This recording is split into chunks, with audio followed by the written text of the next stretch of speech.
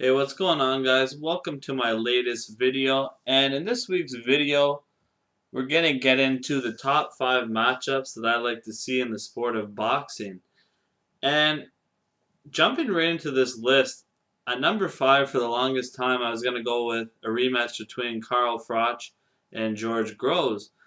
But having been on Twitter tonight, I changed my mind after hearing this Twitter beef between Amir Khan and Marcos Maidana, which got me thinking.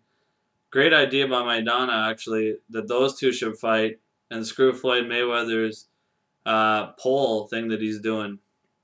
And that fight would be an excellent fight. So that's going to be my number 5 fight. Amir Khan, aka Chinny. The reason why I call him Chinny, he likes to, take a few trips to the canvas every now and again when he gets hit on that chin.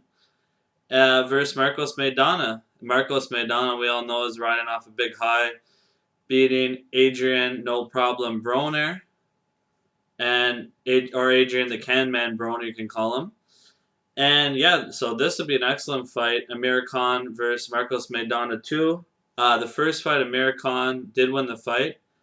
And he did take some big shots actually from Marcos Maidana and won the fight by decision. It was an excellent fight. And there's one point that I'd like to make out though about that fight is that when Marcos Maidana was getting Amir Khan up against the ropes, the referee was breaking it up way too early for my liking, which caught, because Amir Khan can't fight guys that fight inside on him. Get inside on Amir Khan, he can't handle that. And Marcos Maidana was getting broken up way too early when he was working in there. And not only that, he's also improved greatly under the tutelage of Robert Garcia. So that's going to be a good fight, and check that one out. And their Twitter beef last night was amazing. You had Paulie Malignaggi jumping in there and Keith Thurman. It was just great stuff to see, and it's a great tool to market yourself on Twitter if you're a fighter. My number 4 fight is going to be between Manny Pacquiao and Timothy Bradley. Basically, in the first fight, I watched a fight live, and I had Manny Pacquiao easily winning the fight. Just completely shocked when the judges gave it to Timothy Bradley. Not realizing at the time CJ Ross was one of the judges. And CJ Ross also scored the fight Floyd Mayweather and Canelo Alvarez a draw. So I think the only way to solve the problem with CJ Ross, she did step down as a judge, but if she ever comes back into boxing, which I think she will as a judge, you need to have like the wanted posters you see. You need to have one of those of her at any boxing event where she's supposed to judge, and just get security to skirt her, just take her out of the building because she doesn't know what the hell she's doing. And she's scary when she gets judging fights. It's like I don't even know what she's watching. Must be something different on her monitor. Or she must be watching something on her cell phone. I don't know what she's doing, anyways. So yeah, that needs to happen with her for sure. And basically, she scored the fight for Timothy Bradley, which is why I'm calling her out. And also some other judge scored the fight for Timothy Bradley. I don't know what he was watching, but yeah. So the rematch is starting to heat up. It actually is going down in April.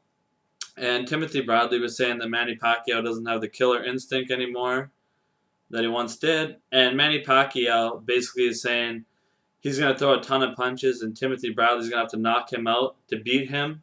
And just, yeah, this will be another good fight. Pacquiao in 2012 got knocked out by Marquez, and there's still questions about him, even though he destroyed Brandon Rios in his last fight. And Bradley had a great performance against Juan Manuel Marquez, so that's going to be a good fight overall. And they both bring in some good strengths. Pacquiao has a speed, great angles. He can still throw quite a few punches, not as much as his prime though. And Timothy Bradley has great movement, very tough, and throws some quick punches actually. And yeah, check that one out in April. My number 3 fight is going to be between Ruslan Provodnikov and Brandon Rios.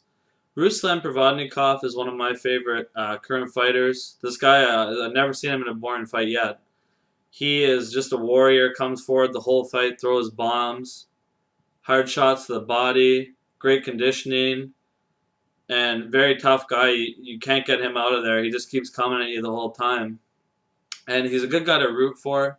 He had a hard road up to where he is right now, and he had a great fight against Mike Alvarado. His last fight, he won the title at 140, and also had a fight of the year against Timothy Bradley in 2013. So he's definitely a guy, if you're not familiar with, you need to get familiar with Ruslan Provodnikov. Amazing to watch this guy. And Brandon Rios, very similar to Ruslan. He has a great chin, throws power shots. He just, great conditioning as well. He had some classic fights against Mike Alvarado as well. Great fights those two had. And this one, of all the fights I named, this will probably be the fight of the year in my opinion. And it'll be great as long as it lasts. If it lasted 12 rounds, it'll be even better. But I don't think it will. Just these guys hit hard. My number 2 fight is going to be between Gennady Golovkin and Sergio Martinez. And this fight, it's 1-2 in the middleweight division, in my opinion. Sergio, you have to give him number 1, even though he is slowing down a bit. He's been the champ for a long time in middleweight. And Sergio, bringing into that fight, he would have some great movement, speed, and power as well. And Gennady Golovkin, basically his ability to cut off the ring is second to none in the sport of boxing. And has very hard power shots, great chin as well. So this is a matchup that definitely needs to happen. And Gennady Golovkin gets criticized a lot for some of his opponents. And it's not completely his fault because a lot of guys, they duck him, to be honest. So he can't really do much about that. And I think this fight would be great if he happened to win it, because it would basically, the doubters would leave him alone. They'd probably say Sergio has passed his prime or something, but it'd be just a terrific win for him. And just a terrific fight in general for boxing fans. And my number 1 fight is going to be between Sergey Kovalev and Adonis Stevenson. Sergey Kovalev, tough Russian fighter, has a great right hand, a great jab, good extension on his punches.